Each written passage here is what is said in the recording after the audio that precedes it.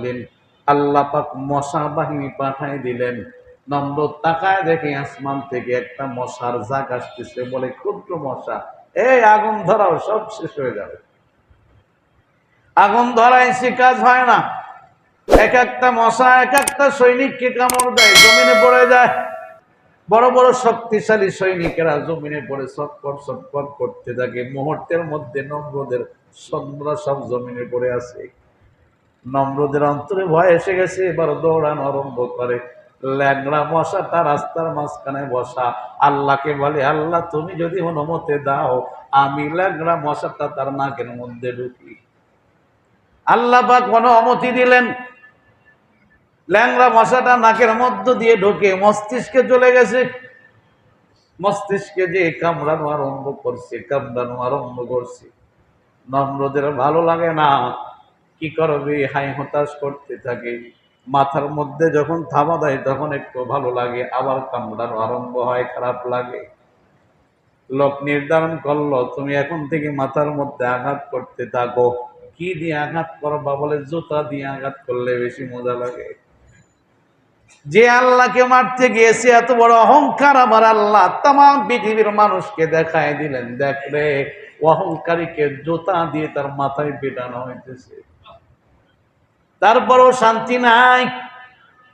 যখন পেটানো বন্ধ হয়, কামড় আরম্ভ হয়, পেটানো বন্ধ হয়, কামড় আরম্ভ হয়। নমরুদ এইভাবে যখন লোক নির্ধারণ করে দিল, সব সময় আমার মাথায় আঘাত করতে থাকো। লোকটার কতক্ষণ ধৈর্য খোলায়, বলে আর কতক্ষণ আঘাত করতে থাকবো। লাঠি একটা লয় এমন ধরে আঘাত করছে, মাথা দ্বিখণ্ডিত হয়ে গেছে। ক্ষুদ্র মশা ল্যাংড়া মশা হাসতে হাসতে উপরে চলে গেছে। সুবহানাল্লাহ। আয়াহসাবু আল্লা ইয়াকদিরু আলাইহি আহাদ ইয়াকুলু আহলাকতু মালাল লুবাদা আয়াহসাবু আল্লাম ইয়ারাহু আহাদ। এই কথাই আল্লাহ পাক বলে, আরে মানুষ কি মনে করে তার উপরে কর্তৃত্ব করার মতো কেউ নাই? সে অনেক সম্পদ খরচ করে, অনেক কট্টলিকা বানায়, অনেক বাহাদুরি করে। আয়াহসাবু আল্লাম ইয়ারাহু আহাদ, সে কি ধারণা করে কেউ তাকে দেখে না? না না, আলাম নাজআল্লাহু আইনাইন, আরে আমি আল্লাহ তো তাকে দুইটা চক্ষু দান করেছি। আমি আল্লাহর দেওয়া চক্ষু দিয়ে সে দেখে, কাজী আমি আল্লাহ কেন তাকে দেখবো না? সুবহানাল্লাহ। আলাম নাজআল্লাহু আইনাইন, আরে আমি আল্লাহ পাক রব্বুল আলামিন মানুষকে দুইটা চক্ষু দিলাম, আমি আল্লাহর দেওয়া চক্ষু দিয়ে সে দুনিয়া দেখে। যে আল্লাহ ছোট চক্ষু আমাদেরকে দান করলেন, আল্লাহর দেওয়া চক্ষু দিয়ে আমরা আল্লাহর নিয়ামত দেখতে পাই, তাহলে কি আল্লাহ কি আমাদেরকে দেখে না? আল্লাহ পাক বলে, হ্যাঁ হ্যাঁ, দুনিয়ার কেউ যদিও তোমাকে না দেখে, আমি আল্লাহ পাক সব দেখতে পাই। সুবহানাল্লাহ। আলাম নাজআল্লাহু আইনাইন, আমি আল্লাহ পাক রব্বুল আলামিন তাকে দুইটা চক্ষু দান করলাম, ওয়া লিসানাও ওয়া শাফাতাইন, এবং একটা জিহ্বা দান করলাম, ওয়া শাফাতাইন, এবং দুইটা ঠোঁট দান করলাম। আমার নবী ডাক দিয়ে বলে, বান্দা যখন রাস্তা দিয়ে চলতে থাকে, আল্লাহ পাক রব্বুল আলামিন বান্দাকে ডাক দিয়ে বলে, হে বান্দা, আমি আল্লাহ দুইটা চক্ষু তোমাকে দান করলাম, চোখের হেফাজতের জন্য আবার দুইটা আবরণ দিয়ে দিলাম, পর্দা দিয়ে দিলাম। সুবহানাল্লাহ। তোমার চোখটা যদি না যায় জিনিসের দিকে যাইতে যায়, তুমি আমি আল্লাহর দেওয়া আবরণ দিয়ে চোখের হেফাজত করো। সুবহানাল্লাহ। আলাম নাজআল্লাহু আইনাইন, বান্দার চোখটা বেগানা নারীর দিকে নজর যাইতে যায়। আল্লাহ ডাক দিয়ে বলে, বান্দা, আমি আল্লাহ চক্ষু দান করছি বেগানা নারীর দিকে তাকানোর জন্য না, আমি আল্লাহ চক্ষু দান করলাম আমার কোরআনের দিকে তাকাও, কোরআন দেখে দেখে তেলাওয়াত করো। আমি আল্লাহ চক্ষু দান করলাম বাইতুল্লাহর দিকে তাকাও। আমি আল্লাহ চক্ষু দান করলাম মা বাবার চেহারার দিকে মুহাব্বতের সাথে তাকাও। আমি আল্লাহ চক্ষু দান করলাম উলামা ইকরামের চেহারার দিকে মুহাব্বতের সাথে তাকাও। আমি আল্লাহ পাক রব্বুল আলামিন চক্ষু দান করলাম, এই চক্ষু দিয়ে তুমি নেক কাজ করবা, নেকের রাস্তা তুমি দেখবা। খবরদার গুনাহের রাস্তার দিকে অগ্রসর হবা না। যেটা না যায় সেদিকে তুমি তাকাইবা না। তোমার চোখের হেফাজতের জন্য আমি আল্লাহ চোখের ওপরে পর্দা দিয়ে দিলাম।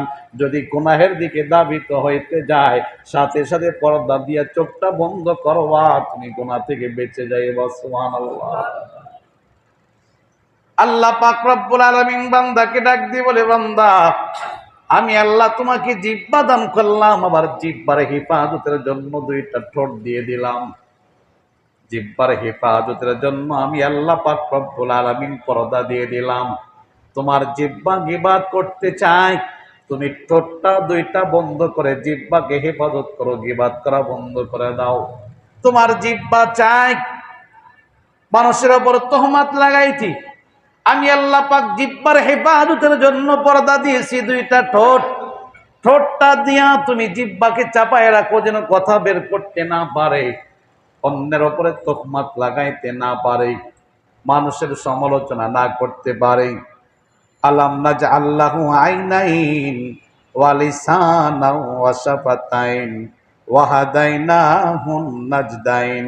আল্লাহ পাক রব্বুল আলামিন বলে, আমি আল্লাহ পাক রব্বুল আলামিন মানুষকে দুইটা রাস্তা দেখাইছি। ওয়া হাদাইনাহুন নাজদাইন। আল্লাহ পাক বলে, আমি মানুষকে দুইটা রাস্তা দেখাইছি। একটা হলো ফারিকুম ফিল জান্নাহ, আর একটা হলো ফারিকুম ফিস সাইর। একটা হলো জান্নাতের রাস্তা, আর একটা হলো জাহান্নামের রাস্তা। আল্লাহ পাক রব্বুল আলামিন জানায় দিলেন, এ বান্দা একটা রাস্তা হলো ভালো, আর একটা রাস্তা হলো খারাপ। আমি আল্লাহ পাক রব্বুল আলামিন এই রাস্তা বাতলায় দেওয়ার জন্য, এই রাস্তাটা বোঝানোর জন্য, ভালো মন্দ বোঝার জন্য সর্বপ্রথম আকল নামক বস্তু দান করলাম। তুমি তোমার আকল দিয়ে বুঝতে পারবা কোনটা ভালো রাস্তা, কোনটা খারাপ রাস্তা। 2 নম্বর, আমি আল্লাহ পাক রব্বুল আলামিন কিতাব নাজিল করলাম, কিতাবের মাধ্যমে জানাই দিলাম কোনটা জান্নাতের রাস্তা, কোনটা জাহান্নামের রাস্তা। বান্দা এখনো তুমি বোঝো না, আমি আল্লাহ পাক রব্বুল আলামিন বুঝায় দেওয়ার জন্য নবী রাসূল পাঠাইলাম। নবী রাসূল তুমি পাও নাই, তাদের ওয়ারিস উলামা ইকরাম পাঠাইলাম। তারা কোরআন পড়ে পড়ে তোমাদেরকে বোঝাইছে কোনটা জান্নাতের রাস্তা, কোনটা জাহান্নামের রাস্তা। আল্লাহ পাক রব্বুল আলামিন বলে, ওয়াহাদাইনাহুন নাজদাইন। আমি আল্লাহ পাক রব্বুল আলামিন বান্দাদেরকে দুইটা রাস্তা দেখাইলাম, একটা হলো জান্নাতের রাস্তা, আর একটা হলো জাহান্নামের রাস্তা।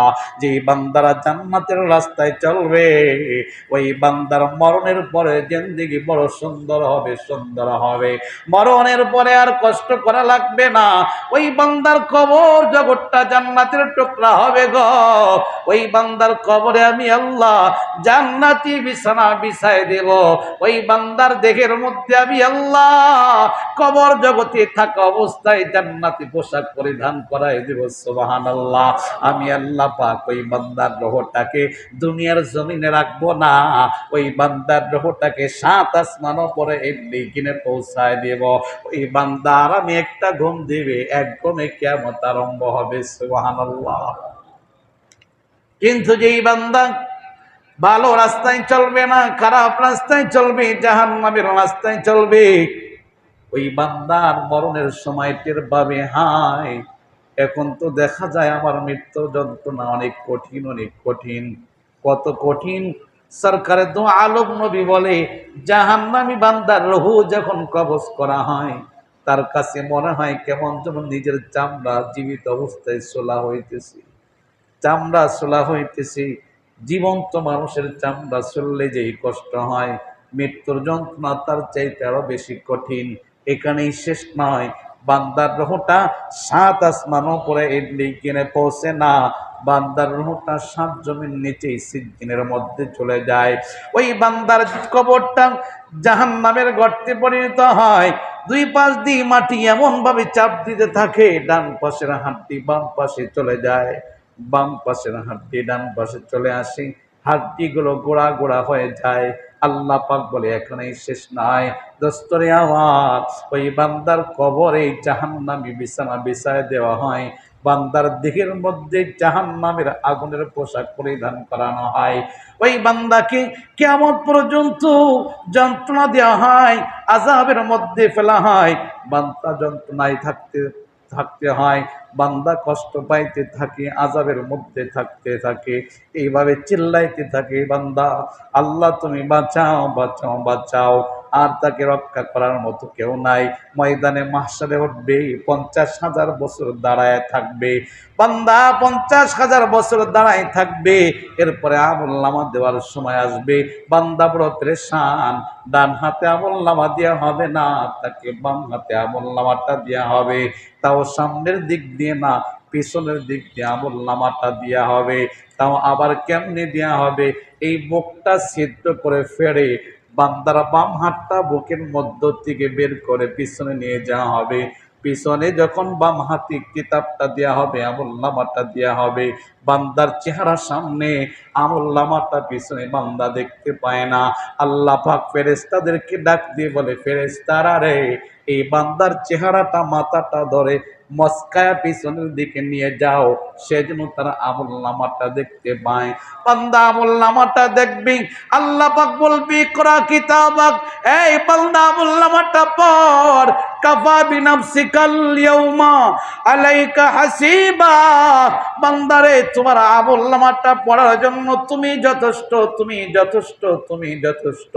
বান্দা আমলনামা পড়তে থাকবে, বান্দা আমলনামা পড়তে থাকবে, আর আফসোস করতে থাকবে, হায় কেমন আমলনামা রে, কেমন আমলনামা।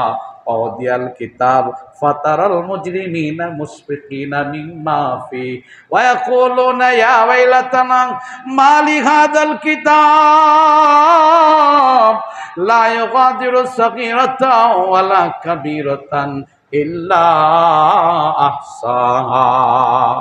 বান্দা বলবে, হায় আমার আমলনামায় ছোট বড় সব কিছু লিপিবদ্ধ হয়ে গেছে, গোপনে গুনাহ করছি সেটাও লিপিবদ্ধ হয়ে গেছে। দুনিয়ার কোনো মানুষ দেখে নাই, মনে করছিলাম আমার আমলনামায় মনে হয় গুনাহটা উঠবে না, কিন্তু দেখা যায় সব লেখা হয়ে গেছে, সব লেখা হয়ে গেছে। বান্দা আফসোস করবে আর বলবি, তাওয়াদ্দু লাউ আন্না বাইনাহা ওয়া বাইনাহু আমাদান বাঈদা ওয়া ইউহাযযিরুকুমুল্লাহু নাফসা ওয়াল্লাহু রাউফুম বিল ইবাদ।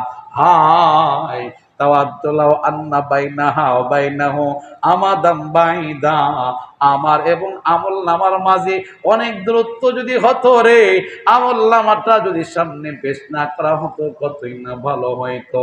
বান্দা এইভাবে আফসোস করতে থাকবে। দোস্তরা আমার, ময়দানে মাশারে পুলসিরাত পার হইতে পারবে না। খারাপ পথে চলার কারণে পুলসিরাত থেকে বান্দা জাহান্নামের মধ্যে পড়ে যাবে। ওই জাহান্নামের মধ্যে জ্বলতে থাকবে, জ্বলতে থাকবে। কত নিচেই জাহান্নাম, কত নিচেই জাহান্নাম। জাহান্নাম থেকে উপরে ওঠার মতো সুযোগ থাকবে না। আল্লাহ ডাক দিয়ে বলে, বান্দা দুইটা রাস্তাই তো আমি দুনিয়ার জমিনে বাতলাই দিলাম, কোনটা জান্নাতের রাস্তা কোনটা জাহান্নামের রাস্তা বোঝার জন্য আকল নামক বস্তু দিলাম, তুমি বোঝো নাই। তারপরে আমি আল্লাহ কিতাব দিয়ে বোঝাইলাম, তাও বোঝো নাই।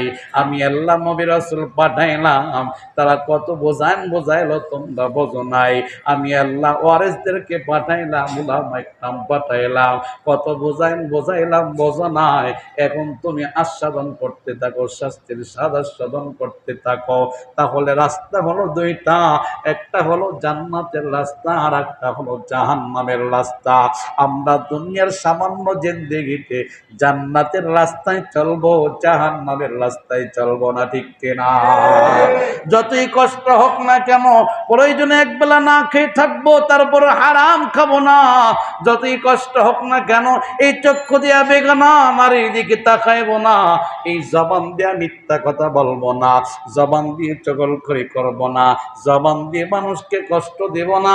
আমার টার্গেট তো জান্নাত, আমার টার্গেট তো জান্নাত। রাস্তা তো তিনটা না, রাস্তা তো দুইটা, একটা জান্নাতের আর একটা হলো জাহান্নামের। কাজে আমরা এখন থেকে টার্গেট বানাবো, জান্নাতে যাইতে চাই, জান্নাতে যাইতে চাই, জান্নাতে যাইতে চাই। আর জান্নাতে যাইতে হলে এখন থেকে শরীয়তের বিধান অনুযায়ী জীবনটাকে পরিচালনা করব, শরীয়ত বিরোধী কোনো কাজ করব না, ঠিক কিনা? আল্লাহ পাক রব্বুল আলামিন এটাই জানায় দিলেন, আমি আল্লাহ পাক রব্বুল আলামিন দুইটা রাস্তা মানুষকে দেখাইছি, ওয়াহাদাইনাহুন নাজদাইন। রাস্তা হলো দুইটা, দুইটা পথ বান্দাদেরকে জানাই দিয়েছি। একটা হলো জান্নাতের পথ আর একটা হলো জাহান্নামের পথ। যারা জান্নাতের পথে চলবে তাদের আমলনামাটা দেওয়ার সময় কষ্ট তাদের হবে না। আমি আল্লাহ ডান হাতে তাদের আমলনামাটা প্রদান করব। সুবহানাল্লাহ। ডান হাতে যখন আমলনামাটা আসবে, বান্দার মনে কত আনন্দ আসবে, কত ফুর্তি আসবে। আল্লাহ পাক রব্বুল আলামিন বলে, আমার এই বান্দা খুশিতে কোটি কোটি মানুষের মধ্যে কলিজার টুকরা মাকে তালাশ করে বের করবে, কলিজার টুকরা আব্বাজানকে তালাশ করে বের করবে। আল্লাহর বান্দা বলবে, মা তাকায় দেখো রে, আমার আল্লাহ আমাকে ডান হাতে আমলনামাটা প্রদান করেছে। আল্লাহর বান্দা কলিজার টুকরা বাবাকে ডাক দিয়ে বলবি, বাবা দেখো আমি দুনিয়াতে কষ্ট করে জান্নাতের পথে চলছি, আমার আল্লাহ পাক রব্বুল আলামিন খুশি হয়ে আমাকে ডান হাতে আমলনামাটা দিয়েছে, আর হেডলাইনে লিখে দিয়েছেন, বান্দা তোমার চিরস্থায়ী জাহান্নামে যাওয়া লাগবে না। সুবহানাল্লাহ। দুনিয়াতে পরীক্ষার ফলাফল যদি ভালো হয়, বান্দা মহাব্বতের মানুষদেরকে জানাইতে থাকে, আমি গোল্ডেন এ প্লাস পাইলাম, পরীক্ষাতে ভালো ফলাফল করলাম, মহাব্বতের মানুষদেরকে জানাইতে থাকে। আল্লাহ পাক রব্বুল আলামিন বলে, হে বান্দা ফায়াকুলু মুকরাউ কিতাবিয়া, ময়দানে মাহশারে জান্নাতি মানুষের ডান হাতে যখন আমলনামাটা দিব রে, কোটি কোটি মানুষের মধ্য থেকে বান্দা তালাশ করে মাকে বের করবে। সুবহানাল্লাহ। কোটি কোটি মানুষের মধ্য থেকে বাবাকে তালাশ করে বের করবে, আমলনামাটা দেখাবে, মা বাবা দেখো কত সুন্দর আমলনামা। এই জন্য ওই সময় যদি আমরা আনন্দিত হইতে চাই, এখনো সুযোগ আছে। খাঁটি তওবা করে গোনা ছাড়ব, নেক ধরব, গোনা করব না, নেক কাজ ছাড়ব না, রাজি আছি তো ইনশাআল্লাহ। আমরা সবাই ডান হাতে আমলনামাটা নিতে চাই, বাম হাতে আমলনামা নিতে চাই না। ডান হাতে আমলনামা নিতে হলে দুনিয়ার জমিনে আখিরাতের মেহনত করা লাগবে। আমরা আখিরাতের জন্য মেহনত কে কেরা করতে রাজি আসছি? আল্লাহু আকবার। আওয়াজ দিয়ে বলুন আল্লাহু আকবার। আল্লাহ তুমি আমাদের দিলের মধ্যে আখিরাতের সঞ্চয় করার জজবা পয়দা করে দাও। আল্লাহ জান্নাতের রাস্তায় চলার তৌফিক দান করে দাও। আয় আল্লাহ জাহান্নামের রাস্তার প্রতি ঘৃণা জমায় দাও। আল্লাহ যত কষ্ট হোক না কেন জান্নাতের রাস্তা থেকে যেন পড়ে না যায়, জান্নাতের রাস্তা থেকে যেন বিচ্যুত না হয়ে যায়। আয় আল্লাহ কুদরতি ভাবে আমাদের হাত ধরে ধরে তুমি জান্নাত পর্যন্ত পৌঁছায় দিও, বলুন আমিন। বাকি কয়েকটি আয়াতের আলোচনা ইনশাআল্লাহ